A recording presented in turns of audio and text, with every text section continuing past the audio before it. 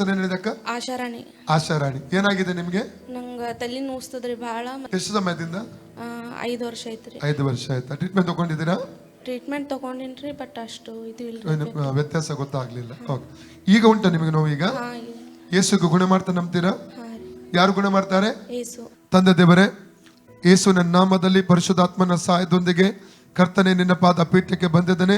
ಸಹೋದರಿ ಆಶಾರಾಣಿ ಅವರಿಗಾಗಿ ನಾನು ಪ್ರಾರ್ಥಿಸ್ತಾ ಇದ್ದೇನಪ್ಪ. ಈ ಮಗಳನ್ನು ನೀನು ಮುಟ್ಟಬೇಕೆಂಬುದ ಕರ್ತನೆ ಕೇಳ್ಕೊಳ್ತಾನೆ. ಮತ್ತಾಯ 11:28 ವಾಕ್ಯ ಹೇಳ್ತದೆ, ಎಲೆ ಕಷ್ಟ ಪಡುವವರೇ, ಹೊರೆಯನ್ನು ಹೊರುವವರೇ, ನೀವೆಲ್ಲ ನನ್ನ ಬಳಿಗೆ ಬನ್ನಿರಿ, ನಾನು ನಿಮಗೆ ವಿಶ್ರಾಂತಿಯನ್ನು ಕೊಡ್ತೇನೆ ಅಂತ ವಾಗ್ದಾನ ಮಾಡಿದ ದೇವರು, ಈ ಮಗಳ ಮೇಲೆ ಕರುಣೆ ತೋರಿಸು. ಈ ಮಗಳ ಮೇಲೆ ಮನ ಮರುಗಬೇಕಾ ಕರ್ತನೆ ಕೇಳ್ಕೊಳ್ತಾನೆ. ಎಲ್ಲ ರೋಗಾತ್ಮ ಶಕ್ತಿಗಳನ್ನು ಈಗಲೇ ಇವರ ತಲೆಯಿಂದ ಹೊರದೊಬ್ಬುತ್ತಾ ಇದ್ದಾನೆ. Out in the name of Jesus. Free ಆಗಲಿ.